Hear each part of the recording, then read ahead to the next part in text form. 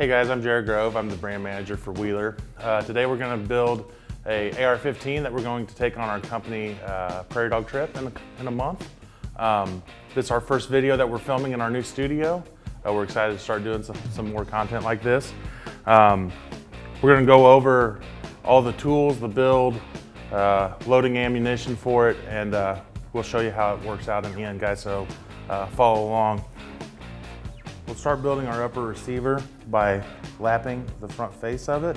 That'll ensure that the surface is square. That helps with accuracy. So we'll snap in our lower into our vise block here. This is the lapping bar. It has a surface here that we're going to put the lapping compound on. And then you're going to want to make sure you have a little bit of oil on the pilot. Then you just insert the pilot in. You're going to start rotating it nice and slow.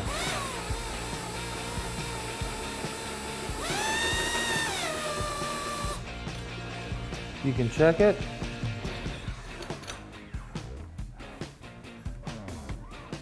We are not using a barrel nut that requires it to be timed perfectly for the gas tube to go in on this build. So we simply just want to make sure that we've removed all the anodizing and it's a nice smooth surface all the way around. What we will do, install this is a 24-inch 1-in-9 twist 204 Ruger caliber barrel that we got from Walther's. Walther's a very well-known barrel manufacturer. They're known for making really super accurate barrels. That's going to be really important when we're out prairie dog hunting. We're going to be shooting 300-400 yards, and we want to do that very accurately.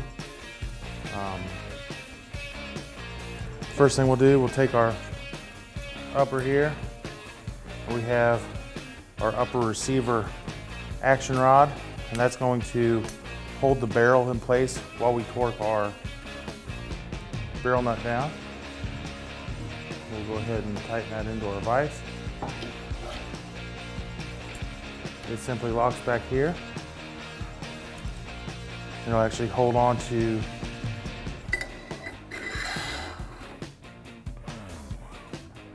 our upper. We slide the barrel on. We'll make sure that our locator pin is up in the 12 o'clock position.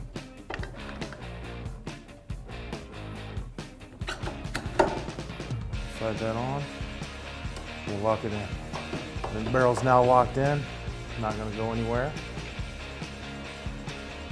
Our barrel nut, we're going to want to make sure that we put a little anti-seize on it so that if we decide to change hand guards or barrels or something in the future, that won't be permanently seized on there.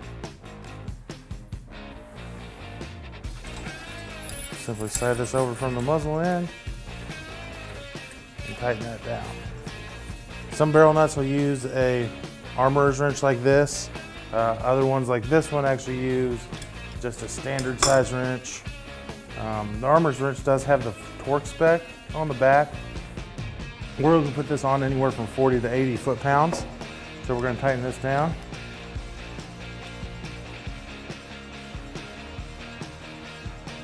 Next thing we're going to install will be our low profile gas block and our gas tube. We're going to use our roll pin punch set to get that put in.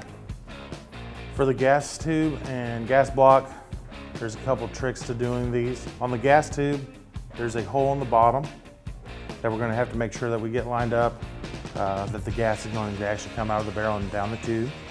And then same way on the gas block, there's a hole. We need to make sure that those all line up because you can't put these in backwards and not getting gas flow. So we make sure that everything lines up there. We're going to put the gas block into our vise fixture. It's a really small roll pin. We're going to use a roll pin starter punch to hold that for us so we can get that started. So I have that held in place. Got it started. select the right size roll pin punch.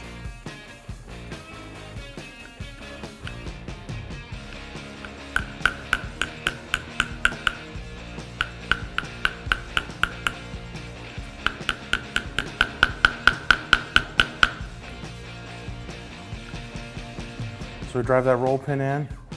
You can see we're below flush on both surfaces, and our gas tube is lined up in there. We'll install the gas tube and gas block onto our upper. The barrel has a gas port drilled into it at the 12 o'clock position right there. We're going to want to make sure that we line that up. We're going to put a little bit of Loctite on our set screws that hold the gas block on. Switch to the shoulder end of our P handle here. Give them some pretty good torque. Roll our upper back up. Now ready to install the handguard. It's a 15-inch free float handguard. Free floating means it's not going to touch the barrel. That's going to help us with accuracy. This upper and handguard come with a locator pin, and then there's 2 Allen heads here. Slide this over, line up our locator pin.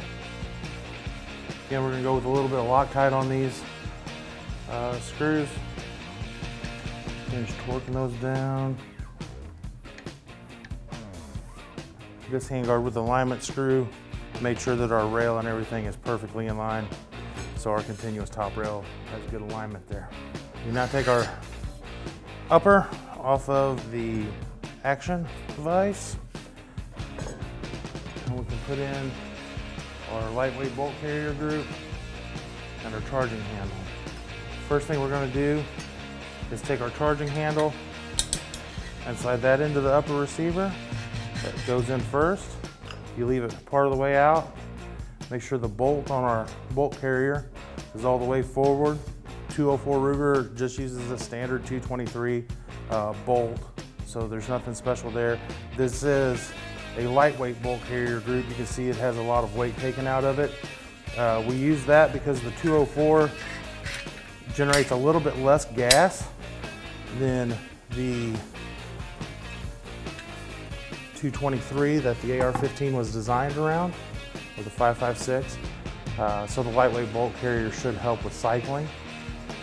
We're also going to match that with the weight of the buffer tube to really tune that in, make the gun have less motion while it's firing for prairie dogs.